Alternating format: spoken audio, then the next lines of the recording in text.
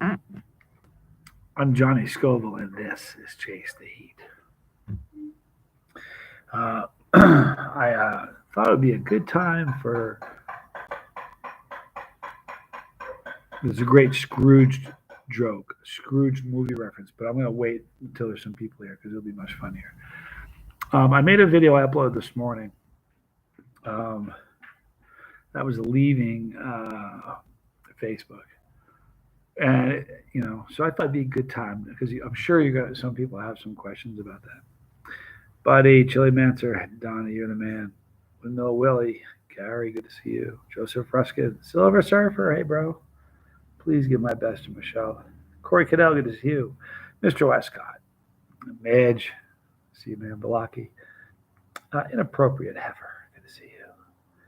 Maria, good to see you. SG, Wendy Tucker, so many great people. Angel, Balaki, all right. So, and Anik, good to see you. Can you please stop the hammering? I see Scrooged. For the love of God, stop the hammering. It was such a great movie. I don't know. If I hadn't said anything, I wanted people to say that's a Scrooge reference. So anyway, I thought it'd be good to talk a little bit for those that are just sort of. I have departed on Facebook, and it's really fun. I had some people say, one person said it's not an airport; you don't need to announce your departure. When I've been on the platform with Chase the Heat and Johnny Scoville for 7 years, I felt it was worthy of an announcement of departure. Robert Springs, good to see you. David Pierre, hello. Brock Bandy, my man. Balaki Anderson. Kane Deathridge, love it. Galactic Yachts, good to see you. And League of Fire. If I cut my hand right now, I believe League of Fire. Good to see you. Anyway, so here's the deal. It was very simple. It was a simple, I know I've talked about this. It's got to be probably 12 years now. About 12 years ago, I got rid of TV. I don't know. I haven't owned a television set in a dozen years. I don't watch cable news because it's a cesspool. It's just awful. Why do you think they call it programming? Because stop the hammering. They're programming you, and that's the deal. They're programming you. So I don't like it. And I remember when I got rid of it, there was a weight on my back. Here's the thing. I remember when I was a kid, you guys, a lot of you young people will say, what's he talking about? But there was a time where there wasn't 24-hour news cycles. Happened once a day for a half hour, 6 o'clock, 6:30. When I was a kid, that's what it was. Maybe an hour. But that was it. You got your news and you went along your day. Now there are these 24-hour news cycles. So you watch them and you watch them. And you see, they don't change. Same hour. They're programming you. My God, the operating system of human brain is what we see and the frequency that we see and hear it. It's going to determine how we think. So people that watch mainstream media, it's a mental illness, man. So anyway, I got rid of mainstream media, and when I got rid of cable news, it was like load up my back. Steve Smallwood, The Machine. I love you, dude. Italicizer, good to see you. Hope I didn't miss anybody. Angel, good to see you. Fred Graves. All right, so anyhow, Facebook is a cesspool. It is a filthy, vile cesspool where I think I said this in the video I did earlier. I grew up in an age where if you shot your mouth off and said the wrong thing, there wasn't a post. You know what your post was? You'd say something stupid in the hallway, and somebody would hear it. And instead of commenting on it, they would go to somebody and tell that your post. And instead of somebody saying, well, that was a lousy thing to say, they'd say, I'll see you at 3 o'clock. And things got handled. Now, if you do it today, you get arrested. But I mean, to me, that built a generation. You know what I mean? And anyhow, what's happened with all social media, I shouldn't just pick on Facebook, which is, Lord Kiss Freak, I love you, dude, a cesspool. Hi, Andrew. It is a cesspool. So what ends up happening is people will say things on Facebook that they would never dream of saying to your face. I'm a pretty public guy. You know what I mean? I'm fairly public. When I go places, I usually tell you about them. I remember going to, I don't know which show it was. I've been to so many over the years. I went to a show and there was somebody that didn't like me. and they were going to come in and we were going to have a talk, and they were going to confront me about some stuff. And I knew he looked like, he's a Facebook dude, so I knew what he looked like. Excuse me. He came up, immediately shook my hand, stood there and talked for 10 minutes, and then asked to get a picture with me. So now, had that happened when I grew up, things are different now. You know, I mean, I would have punched him in the mouth the minute he stood in front of me. But things are different. You can't behave like that anymore. So here's the reason and I said this morning, I ended up bailing on Facebook because people that would look at me, it's really funny. People would send me a screenshot of some nasty comments people were making on a terrible channel. And the people in the comments are people that follow me here. And it's just like, it's just a terrible thing. There's a lot of hate out there. So I just walked away from Facebook. I will never make another Facebook post. I just won't do it, at least not in the chili community. And that's one of the things that I have the biggest problem with, the hate that I get right now. And you have no idea the amount of hate I'm getting right now. Shocking. Considering that my channel is about eating peppers, you think it was about nuclear secrets or, it's unbelievable that what I'm getting for a pepper channel. If you have a political channel, I'm talking about politics and I'm saying that this guy's better, that guy's trash, man, I could see it. How controversial am I, right? But I've got some hate going on that is just astonishing. So it's very easy just to say, you know what? I'm done. I am done. Someone made a beautiful comment. They said Chase the Heat was born on YouTube. Wasn't born on Facebook. I don't miss it.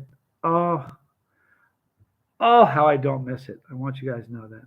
But anyway, if you didn't know what that was, and for the clickbait, there are people say, oh, it's clickbait. Listen, I got to tell anybody who said that was clickbait, I want you to understand something. I started that Facebook account when I started, 2 weeks after I started Chase the Heat. So we have our family here. There's a crossover. I have some people that only follow me on Instagram that don't ever come here. I have people that follow me here that never go to Facebook, but I have people on Facebook that don't follow me anywhere else. So, there was a tremendous number of people over there. And so considering that was something that was a very significant part of Chase the Heat, I mean, you have to understand something. There are a ton of people follow me on Chase the Heat, on Facebook, a ton. So it was significant shutting that down because a lot of those people don't go here. And a lot of those people don't go to Instagram. So for a lot of those people, that's the end of the line for watching me, unless they want to switch gears and come over to a different platform. So, but that was the reason,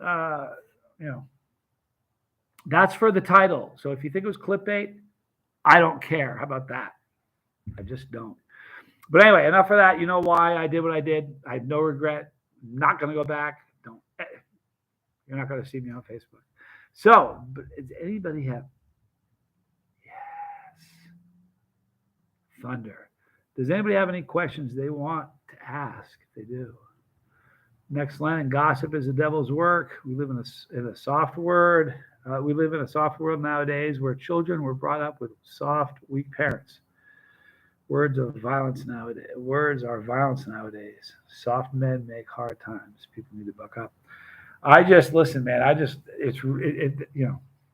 Here's the weird thing. I don't know if anybody's ever thought about this. We live in a world where there's two different types of people. There's essentially a lot more than that, but you can almost narrow it down to two types of people.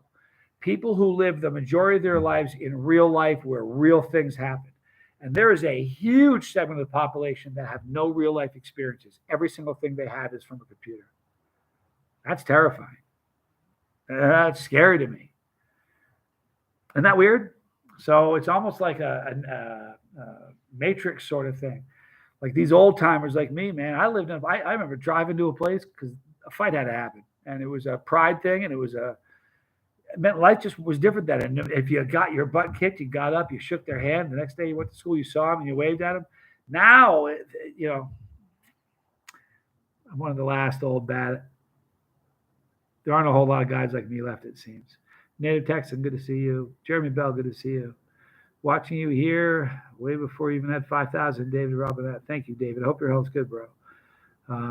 Been eating lots of pods since the season is ending. Do you recommend any tinctures in particular? Tom Brew's got a good one coming out. I want to read you guys a comment that I saw today.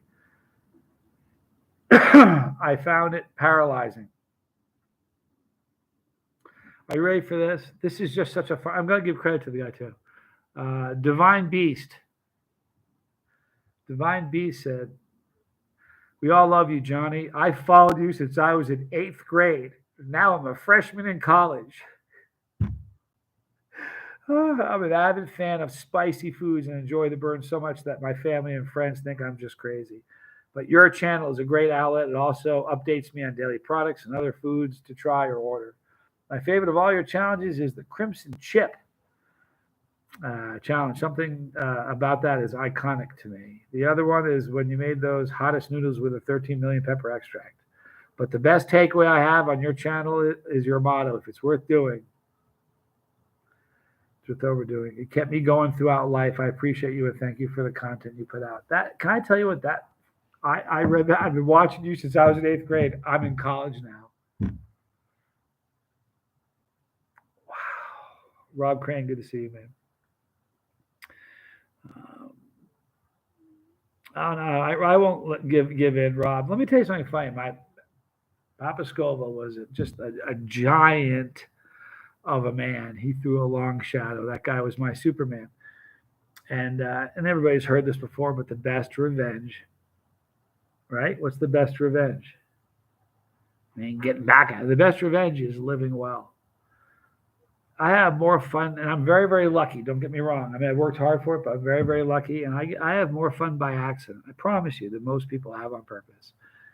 I'm very fortunate. So those that do, the ones that don't like me, man, here's the thing. If I'm on someone's hate list and they hate me, if you think they hate me now, just wait a couple months. Just wait. End Time Talk. Good to see you guys. I'm putting you on my heart. Going to be praying. Thank you so much, End Time Talk. I believe we're there. I mean that. I was banking on a Gator Jigsaw to lend its genetics to a record. You know, it's funny you say that, Bang. If you ask me, I don't know what the Pepper X is. You know what I mean? If you look at all the pictures, that they posted over the years, it looked very, very much like a Big Mustard Mama, which is a Troy Primo creation. But the pepper they rolled out, the pepper, to me, it bears a wicked resemblance to a Gator Jigsaw mustard. What do I know, though? I've only eaten a lot of them. But that to me is what it looks like. So who knows? Who knows? You guys want to hear some news on the sauce? I bought a bottle of hot sauce, had it sent to a third-party lab. They got the bottle yesterday or Monday, and the bottle was broken. Now, they sent me a picture. I can't even show you a picture of it. Where is it? Oh, no, you know what? And maybe in my email, which would be harder for me to find. It didn't crush the whole bottle. The top of the bottle was broken. So there was sauce everywhere, but there's still a lot of sauce in the bottle. So they called me and they said, we can test this like this. No problem. There's plenty of, we can test it. And I said, not a chance, man. If you send me back a bottle and it's broken, when I pull out the results, everybody's going to say that something shady happened. So we got another bottle on the way out there to them now. You should have it. Hopefully put a rush on it. Hopefully within a week or two. And then when I do the video, so.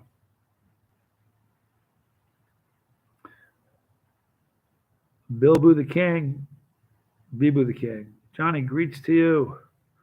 Here's what I wrote. I love how you introduce a level for human beings as long as it gets to measure the heat of some of the legalists taught things on earth. I thank you.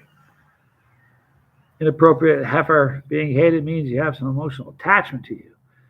Not having feelings at all about you would make you more of a negative impact. You're right. You know what I heard someone say today? It was really great. My spirit really irritates their demons. For the people that hate me, like I try to be a light. I try to be a positive person. It's not an act. Jeremy Bell, he's sitting right there. He knows me personally. Like we spent a lot of time together. This is who I am. Cyrock is here. Forget it. I've spent a ton of time with Cyrock. I don't put on airs. I don't put on anything. I don't act. This is who I am. So, excuse me, the people that don't like me, they hate in me what's missing in them. And you want to hear something crazy? And I said this in a comment. I'm not sure if they believe me. I know a handful of people by name that hate me. at night I pray for them. I do. Silver Surfer, we talking chili bets on the SHU of Bob Pepper X. You know what? We aren't taking chili bets. I'll tell you what, I think I said the other day what I think it's going to be. I think it's going to come out to be, I've gone back and forth a few times.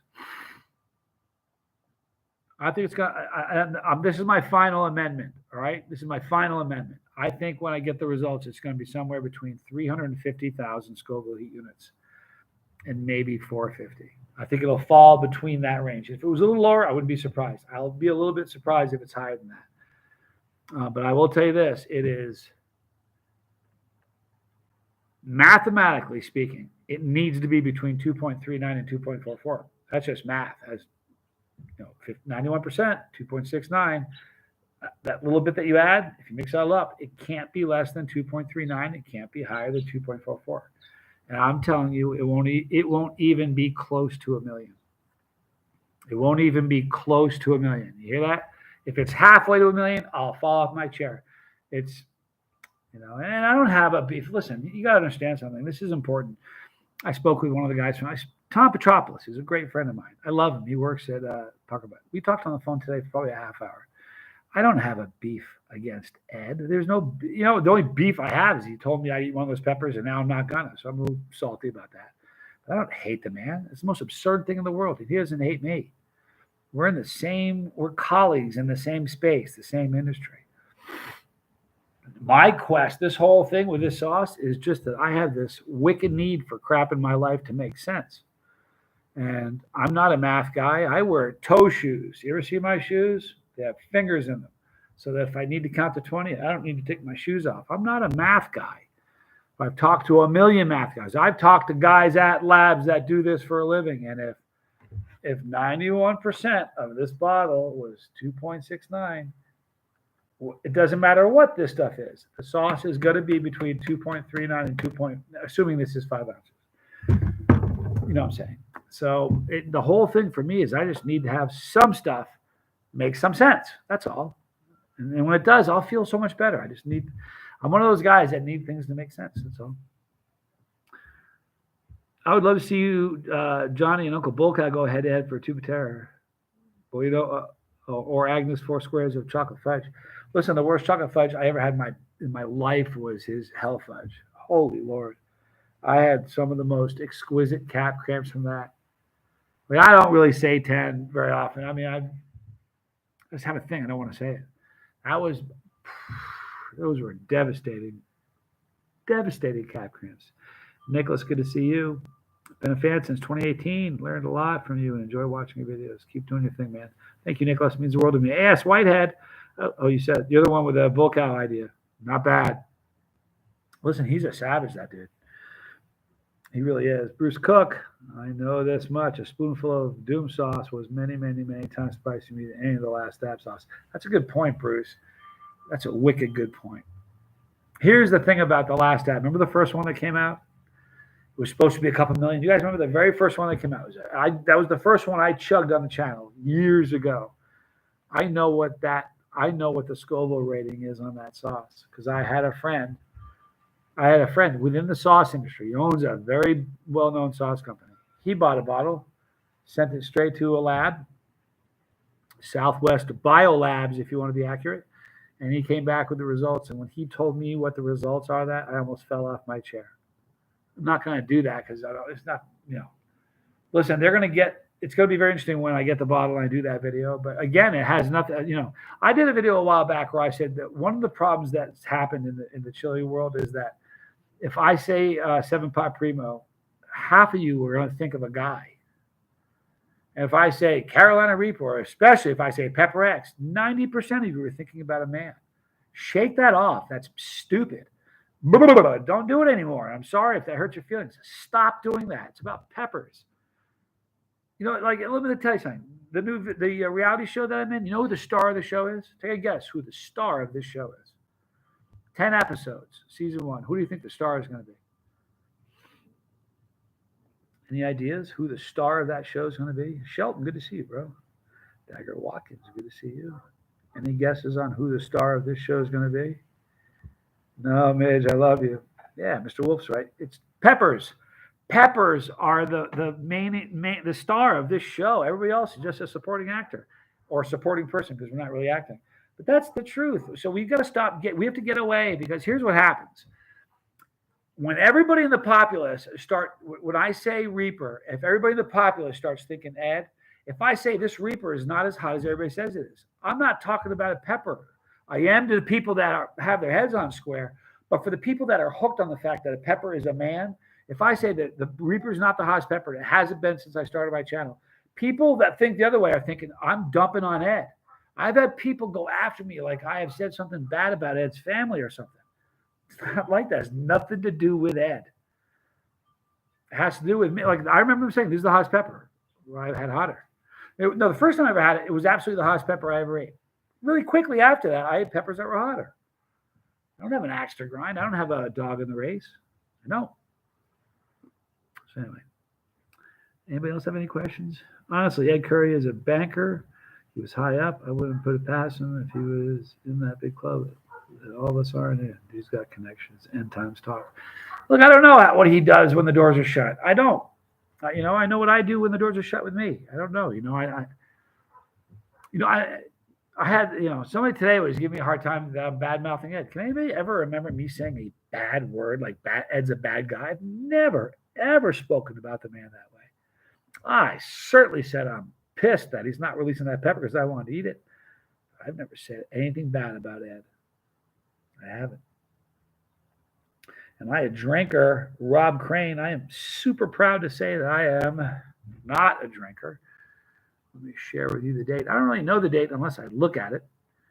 I am 4 years, 7 months, 6 days, 7 hours, 52 minutes. If you really want to know, 59 seconds of sobriety from alcohol. I quit all the hard drugs. I think I figured it out like 13 years ago. I didn't have a start date. I just kind of walked away from all the nasty ones, but it was not an easy walk away. It was painful and horrible. But so I've been clean so no, I'm not a drinker at all. I'm very happy. I don't miss it a bit. Let me tell you something. Other people don't have a problem with it. I'm not. This is important to talk about. I'm not anti-drug at all. I don't care if you get high and it's something you can handle. I don't give a rip about that. If you can drink, it's not a problem for you. Hey, I don't care about that either. I'm anti-addiction. That sucks because addiction ruins people, it ruins families, and ruins lives, and it ripples and it ripples and ripples. And so I'm anti-addiction. I'm not anti-drug. Just that simple. Rob Crane says, "I knew it. You knew I was sober? Is that it?" Hope you do. I love the fact that now everybody knows I'm sober. I have a reputation for it. It's pretty cool. Have you been playing your guitar lately? Slinky Kit. Yeah, it's really great. Here's where I play. I bring it right out here. I put the amp right here. Like in my apartment back home, I never had the volume. I think I had it to 1.5, maybe 2 once. I can crank it to like 6 here. I mean, I can. So I do that a lot. And then here's the weird thing. I've never played for more than like an hour at a time, but it's loud. And I play, a lot of heavy metal, a lot of classic rock, but a lot of my own like stuff I've written myself. But I play loud. I've never had anyone say, "Dude, you tone that down," which is weird because at night, this is strange. Last night I was standing right here, and there's a little bit of a valley. I could see a house as a crow flies, maybe 400 yards away, and I see a dude in his driveway. I could hear him talking. I can't hear the words. It's like the cartoon. I can hear, but I could hear him from there. And I'm thinking to myself last night, everybody must be able to hear that guitar when I play out here. But I love my guitar. I'm so in love with the guitar I've got. Silver Surfer, the lifeboat is going great. I did a video for him a couple hours ago. He's going through some stuff. Completely different than the stuff I'm going through. He's doing great, though. And listen, what's great about Tommy? He's very good at self-care. If something needs to happen, everything else is going to go on the back burner to make sure that his health and what needs to happen happens. So he's doing good. No, obviously there's going to be no video today because it's 5:00. It would be going right now. So he's not going today. I maybe we're doing one for him tomorrow. I'm not quite sure, but he'll be back soon.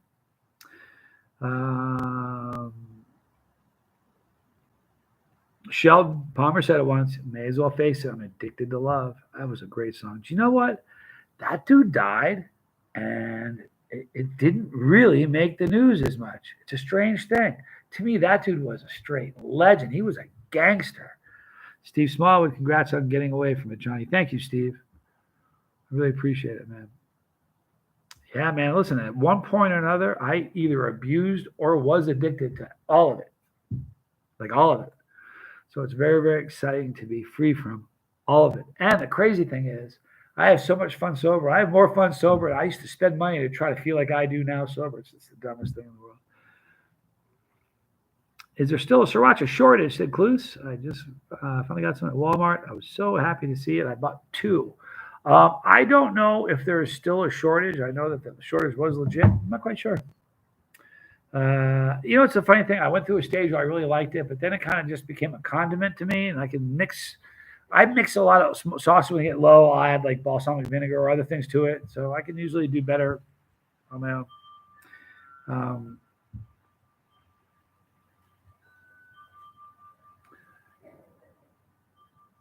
B. Hendricks, immaculate performance from the no more drinking stage. You know, the funny thing is, I'm not sure if that was his real name, Balaki. The funny thing about guitar is, like, I've gone through stage. I play guitar forever. So I've played guitar when I've been boozing it up. And I play guitar when I've been doing the white marching powder. And I've played guitar when I've been on, like, you name the buzz, I play guitar on it. It's the truth. I'm trying to think. Everyone. Yeah, there's not a buzz you can have that I haven't played guitar on. And I'd way rather play sober. It's really true. I way rather play sober. But that took a while. I remember when I quit doing everything, the guitar felt like a strange instrument. Like I didn't feel a connection with it. I held it, I could play it, but I didn't feel a connection. It's back, so it's kind of cool. Any idea if you'll be around Cleveland before moving to Aussie? Yes, next London I'll be. I'm not sure. I'll be in Erie, not Cleveland. I fly out of Cleveland when I leave. But I'll be in Erie in December, I think. I had a trip planned, but because of some health issues, I didn't go. Somebody asked about Australia. I'm in a really great spot. Here's the crazy thing. Listen, you understand, I'm not famous, and I don't like the word famous. I don't like being called a legend. I hate the word icon. But I had to build my name up to where I am now before it really is going to end up assisting me getting to Australia. I had somebody email me. They've never had a DWI. They've never had any issue. And for 4 years, they've been trying to get to move to Australia. And he's never had an issue. Man, I got a DWI, even though it's been expunged. I've got all, listen, I wasn't always a choir boy, you know what I'm saying? But I'm not a felon. And I've never spent 120 days in jail, which is the deal. So it looks like in January, I'm hiring a very expensive attorney who specializes in foreign travel. And here's what it comes down to. I'm buying my way in. Also, the fact that it looks like we may want to be shooting season 2 there, that isn't going to hurt the cause. If season 2 happens, but it's looking very, very positive.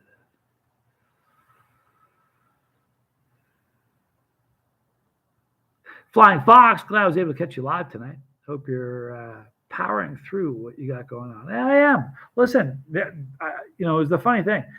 The only reason I feel bad for dumping. Shut up, Paul. I know it's Paul.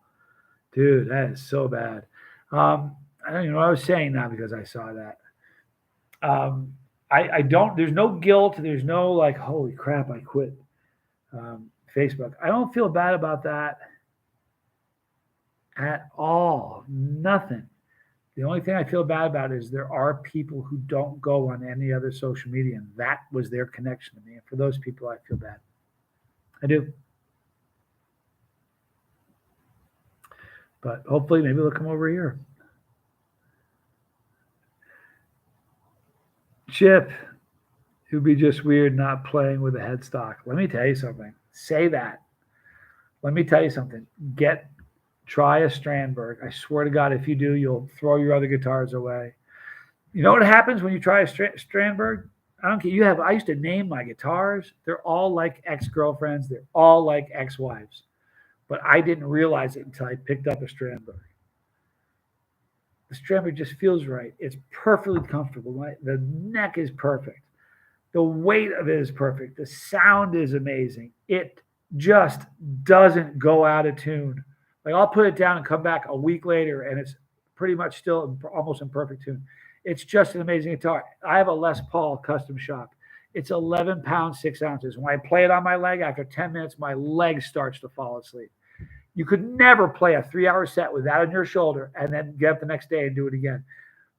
They never look at Gibson Les Paul, the G string. You got to shake a handshake with the devil to get your G string to stay. And there are all kinds of little tricks people do. The tuning stability in a Gibson is horrific, and it sounds good and it looks cool. But if I got my Strandberg when I was 10 years old, I wouldn't be sitting in front of you right now. I'd be in front of you, but in a band playing guitar because I'd be 10 times the guitarist I am right now. My guitar I haven't been playing as much since I got here, but when I was in Fort Mill, I would play 3 or 4 hours a day, swear to God, every single day. And the minute I touched the Strandberg, every other guitar I got went in their case, and that's where they've stayed. Haven't touched them, haven't thought about it, don't feel guilty. It's crazy. ESP are cool guitars. Here's the other problem. Hey, Charlie, good to see you, bro.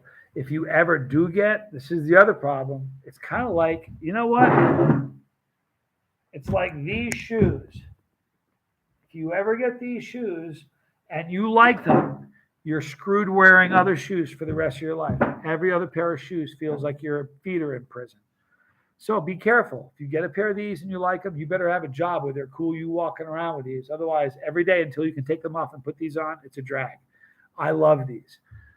Strandberg is similar. If you get a Strandberg and it just speaks to you and connects with you, you're like, oh my God, like where have I been? This just feels different. I am a better guitarist. I swear I improved so fast when I got my Strandberg. It ruins you for other guitars. I mean, it really does ruin you. And that's the only downside, but it is what it is. Here's what I'm in the market for. I need a new amp. I got the wrong amp. I have a Vox VT40X. It's a 40 watt. And when I crank it up, I swear to you, I bet you can hear it a mile away. It is so loud. I could play like a small auditorium. I promise you I could. And I'm a bedroom player. I need something this big that still sounds amazing. I think about getting an Orange Crush. Maybe a Black Star. I got to get something, though. Daniela, good to see you, man, from Brazil. Thanks for being here. Those shoes are sick, end times. I love them. You know what's the coolest thing about it is?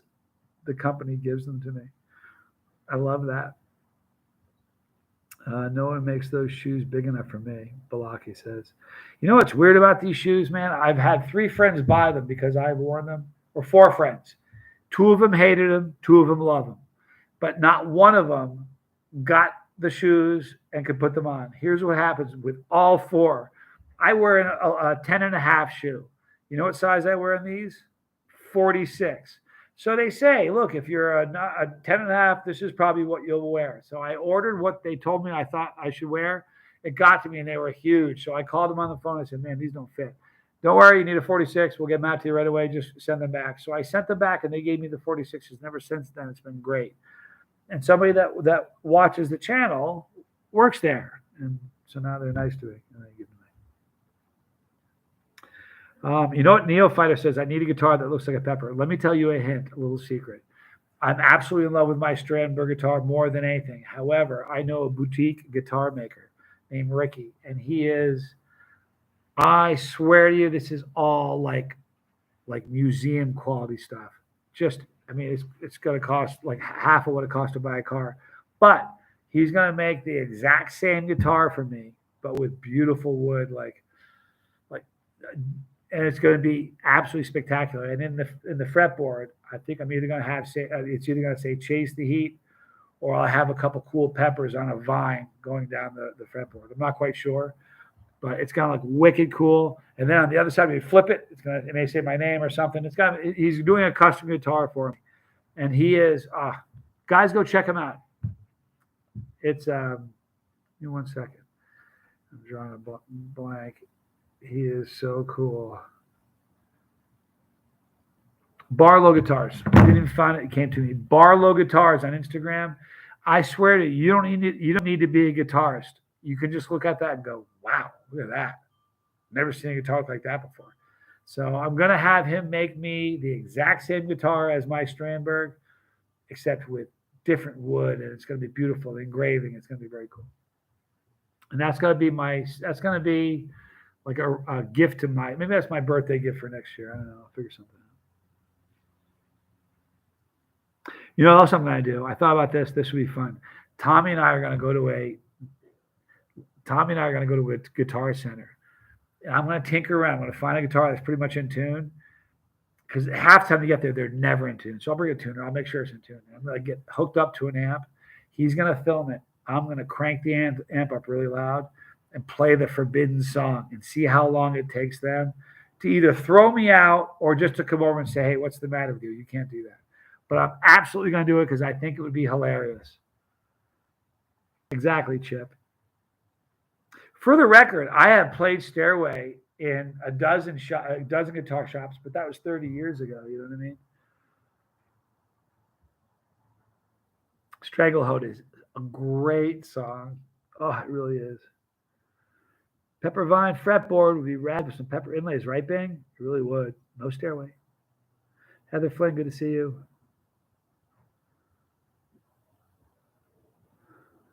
Phil McCracken. God, I love that name on frets 357. Pepper. And a really, really beautiful, the hottest chocolate Primitalia on the 12th fret. That'd be so cool. Smoke on the Water, man, that's the funniest thing. It's like an inside family joke. That was the first song I ever learned how to play. Only I was just a stooge and played that song for the better part of the year. I knew that, and I learned how to play the Star Spangled Banner. My brother told the story the other night when we were doing his live feed. I used to, in the morning, my parents were both split doing their thing. And I would get on the roof of my house. It's a true story, man. I'd get on the roof of my house, and the roof had a wall. The roof was overhang of the driveway, but here was like the wall to where his bedroom started. And I had a PV. It wasn't that good an amp. I had PV, and I would play the Star Spangled Banner as loud as I could get that. It was a toy of an amp, but still it bothered my brother a lot. There is a forbidden song, Angel. It is Stairway to Heaven. And you know what's silly about that? I don't know why that's forbidden. Such a stellar tune. You know the weird thing I've always thought about that song? Any knucklehead could sit down and learn to play it. It's kind of technical in some points, and the solo is absurd. But for the most part, it's not that hard a song to play. But composing that and writing it, that just to me is like so it's like Cliffs of Dover. It's the same thing. It's just like, how did he write that? It's crazy. Enter Sandman is great, dude. I love playing that. You play that loud with a bunch of distortion, Steve, and that is a great. The opening is just, it's pretty gnarly. Anything by Black Sabbath is great. You want to know what's funny with Black Sabbath? I think I told this on the show before. I played like 80. I think I played 89 songs on the channel. If you've never seen any of them, go to the playlist and look up Cap Jamming. Like capsaicin jamming. Cap jamming is the name of the category. And there's like 89 songs I played. And no one gives a rip. I'll play a song by AC/DC. No one cares. I'll play a song by, it doesn't matter. Nobody cared, right? But one day I was playing, I don't know if it was Iron Man or, I don't know what song it was, but I think it was Iron Man. I played Iron Man. And I was in the process of uploading. And the way, if anybody's a content creator, you start the process as an hour long before the thing's done. And it goes, 1 minute left, 30 seconds left. And the second it stopped, I got when I tell you it was that instant, the second it stopped, I got the email. Copyright claim. So I said, it's not a strike. Settle down. You don't need to be nervous. But here's the deal. If you leave it up there and you don't change it, it's a strike. Or you can take it down completely. Or if you want, you can share your money with Black Sabbath. So I'm in cahoots with Black Sabbath. Yeah, I work with Black Sabbath. Who else do I work with? There's a couple other bands I work with. Judas Priest. Man, Judas Priest. Is that crazy? Judas Priest did the same thing to me. And there's one other band who did too.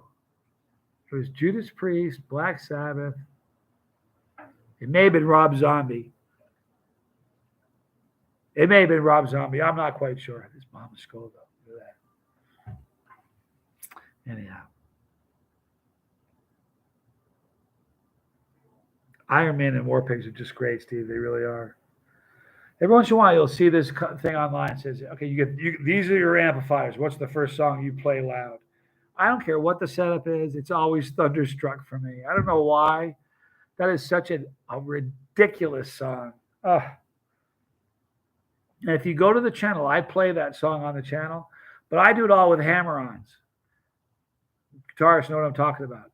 He picks each one of those notes while running around. Just astonishing to me. Motorhead is awesome. End Times Talk. I saw Motorhead with Tommy in 1980. Tommy, my friend Doug, in 1980. I don't want to talk about it. A long time ago. Here's the weirdest part about that concert. Do you know who warmed up Motorhead? This is the most bizarre team combo. Take a guess who warmed. Somebody's got to know because they've seen the previous videos. But Motorhead was warmed up by Frank Zappa. Think about that for a minute. And I'll tell you what, I'm a big Tommy, and I love Frank Zappa, but you had to be a Frank Zappa fan because it was through his orchestra era. If you've ever seen him he did a lot of really weird eclectic stuff, but he did this orchestra kind of setup. And man, if you're into Frank, it was just like, he's one of the most underrated guitarists that ever lived. And then they played for like an hour and a half, and then Motorhead came on. You know the astonishing thing about Motorhead is, God bless his, rest in peace, Lemmy. Lemmy drank a fifth, minimum, sometimes more, a fifth of Jack Daniels, maybe it was Jim Beam, one of the two, every single day, and did a mountain of the marching powder. Back in the day, Motorhead, that's what that term meant, somebody that was into meth. Every day, every single day, he smoked, he drank, and he drank. He drank. The dude died of natural causes. If there was ever a dude that should have, we saw it coming, boy, he knew it was just a matter of time. That dude died of natural causes. That to me is astonishing, man. Zappa really was an amazing guitarist, Steve. There's a great video. I bet you've seen it because you're in the know. Eddie Van Halen was great friends with Frank. They were friends, man, really close. And when Frank died, he called Dweezil. The first phone that rang was Eddie saying, man, I loved your dad. I'm so sorry. I can't believe he's dead. And they had a moment together. And I was watching a video of Dweezil, and Dweezil was talking about the significance of Eddie in his life. And he had one of the Strats. Remember it's not the Frankenstein. You know the yellow and black striped?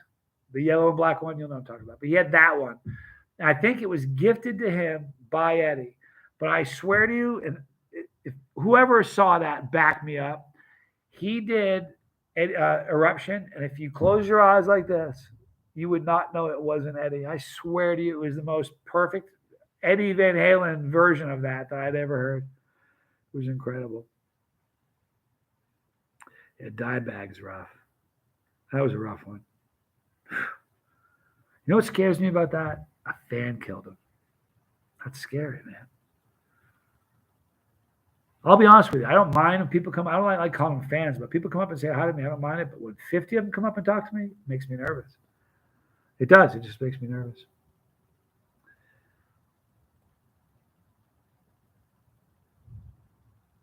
The guitar's with Dimebag now, apparently. If you watch the video of Dweezil, it's an amazing one. You guys know Ron Thal, right? Bumblefoot.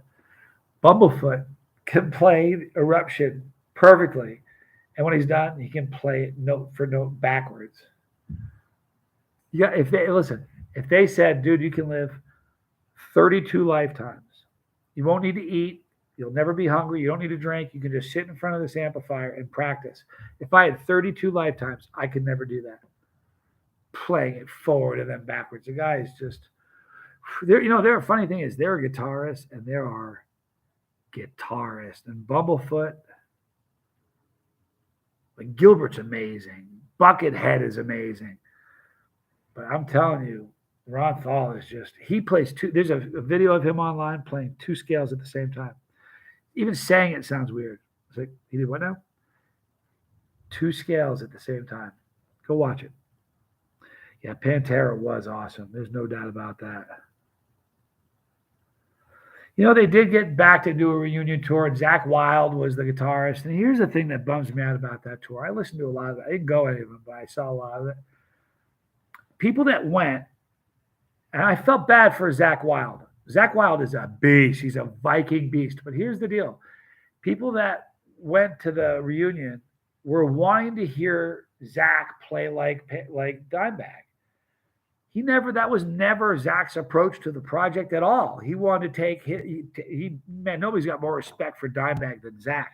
But he wanted to play the way he would do it in honoring Dimebag.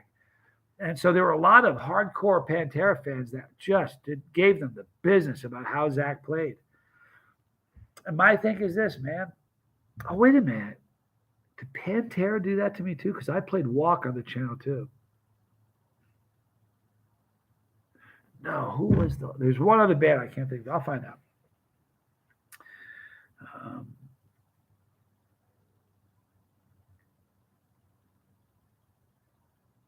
Let me tell you something.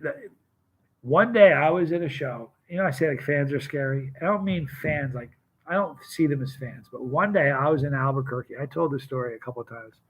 Only a couple. It'll be a funny story to tell. If you haven't heard it before, I'm going to end the stream after this.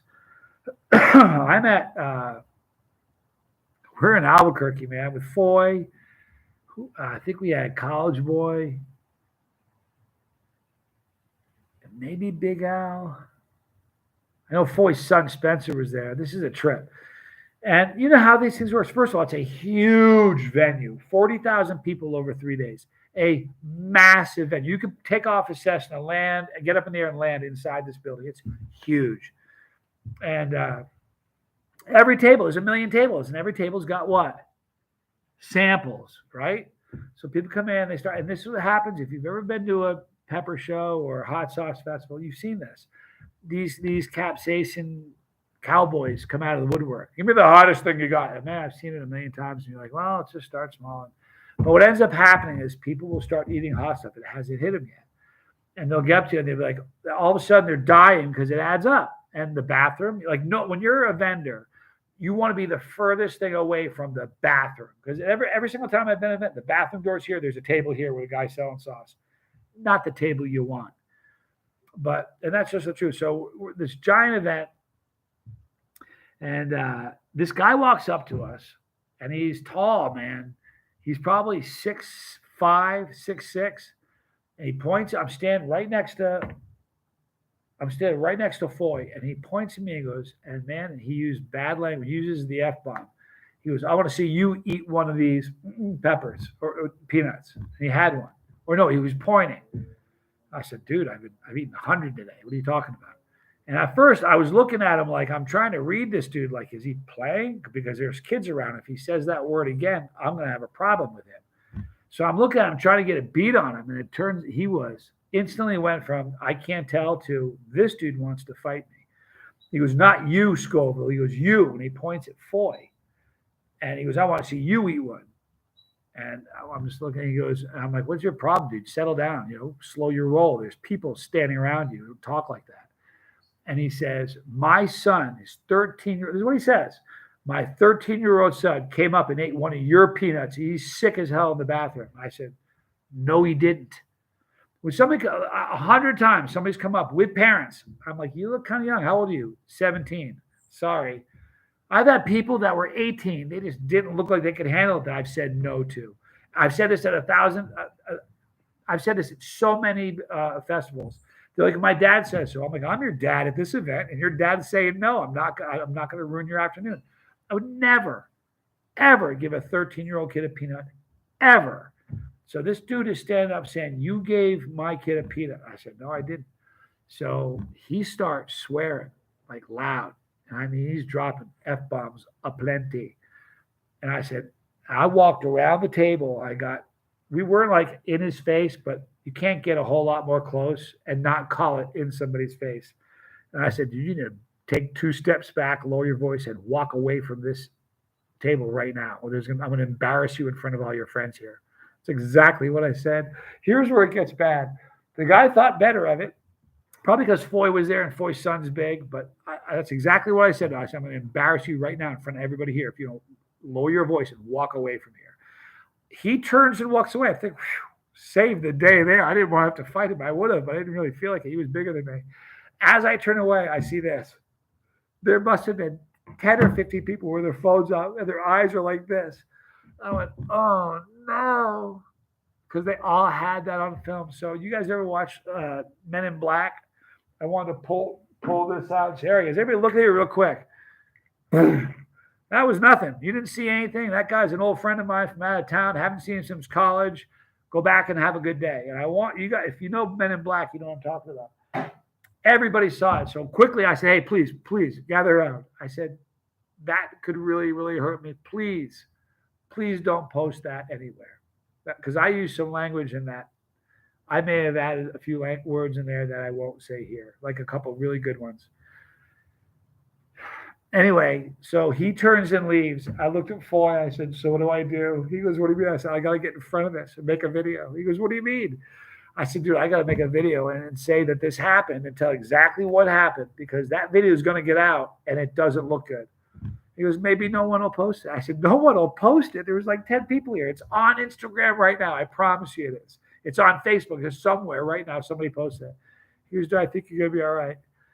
This happened. It was Saturday when this happened. It's a 2-3 day event. So we got there Friday, Saturday, then all day Sunday. And man, all day Sunday, I kept going online, looking on Instagram. I went to every social media platform I could find, and I never saw that ever. And that was crazy because I'll tell you what, you guys all think I'm a kind, mild-mannered dude. You would have seen a side of me that only a couple people have. That was bad. Where is this video, End Times? You know, the funny thing is I've looked for it. I have a better one. I just bought a new phone. I was running a phone. This is way before the channel. I just bought a brand new phone.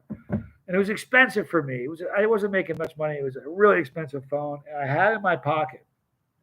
And I had I had this. Do you guys remember the old woo, the strange kind of like, it was a weird kind of like automated mechanical robot kind of way. Woo, I don't know how to describe it. It was very unusual. And I had my phone set like that. And I was drinking then. I was a drinker. So I got a 6-pack of beer. I had my phone. I walked up to the counter. I put my phone down. And I put the beer there. And I paid for it. And I walked out and I forgot my phone. It was gone.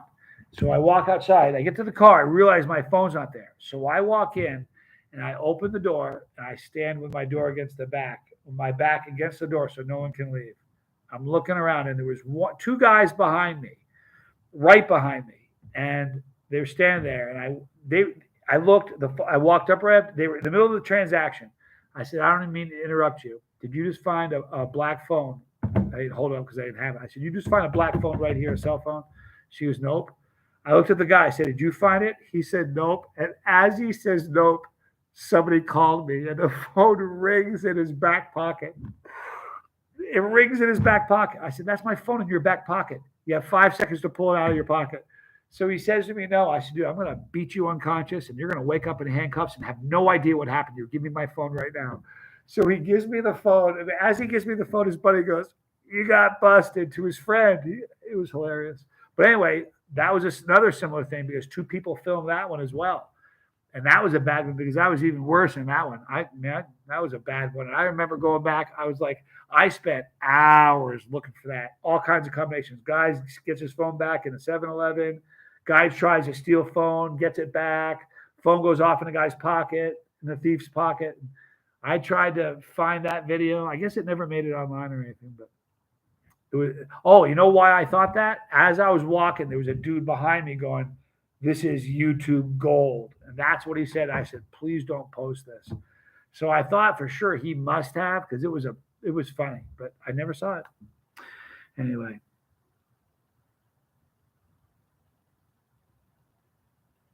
I have great sobriety. I still curse like a sailor, but not in front of women or children. That's a good thing, Ryan. You know what? I've had a million people say, how is it you can eat the stuff you eat and not swear? You want to know why it is? For 18 years, I was a telemarketing director, national training director. That's what I did. And the company I worked for, we had headsets, and every single call you ever made was recorded. It gets worse. All the dead time between phone calls, like you're waiting and you're talking to the guy next to you. Hey, what are you doing tonight? Everything between phone calls was recorded. And if you said, damn it all, on a phone, it tapped you on the shoulder and there was a new person sitting in that chair the next day. So I ran that division of that company for 18 years. So I got really trained at making sure I never say the wrong thing. Someone said, Tube of Terror, I have some very exciting news for you. You're going to love this. I have spoken to Tommy, and he has agreed to do a Tube of Terror speed run challenge head-to-head. I'd imagine it's going to be about a week from now, but we have I've ordered 2 tubes of terror. I've also ordered 2 6 hot balls. We're going to do both, but we're going to do it. Tommy's very, very fast. He's a wicked fast eater. So we're both going to start. You'll see the tubes. We'll crack them in front of you. We'll both be in the same video. We don't need a timer because we're going at the same time. Whoever finishes the last peanut first wins. I suppose if somebody wants to time it, you can, but we're going to do a head-to-head. And let me tell you something. Tommy is fast. He can put food away in a hurry. Here's my deal. I'm terrified of choking to death. Super scary. There was a person a year ago during Nathan's Hot Dogs, right before they were training for Nathan's Hot Dog, choked to death on a hot dog in the kitchen. I don't want to choke to death on peanuts. So I tend to chew them really, really well. Tommy doesn't seem to care about that. So we're going to have a head-to-head contest. And then he's going to be mad at me for probably a week. And maybe in a week or so after that, we'll do the 6 hot balls. It's getting kind of dark here, so I'm going to split. I love you guys. So that was the reason, why all this. And Lord Kiss Freak, his record is 46 seconds, which is absurd, is it not? 46 seconds? Dude, I can't tell a quick knock-knock joke in 46 seconds. That's absurd. 46 seconds. Here's the thing. It's not a bet. We're just going to go head-to-head. I'm not going to bet him with anything because he's good at that. Wrapping it up right now. I love you too, Razor. I love all of you, every single one of you. I appreciate you. Here's my promise. You guys know I quit Facebook. I'll never quit you. You guys understand that? The day I quit you is the day they say, oh, his pulse isn't there. He stopped. He quit breathing. That's the day that I quit. This is what we do. We commune together, okay? So I don't want no one pump your brakes thinking, oh, man, he's pulling. Because you know what's next, right? Instagram is next.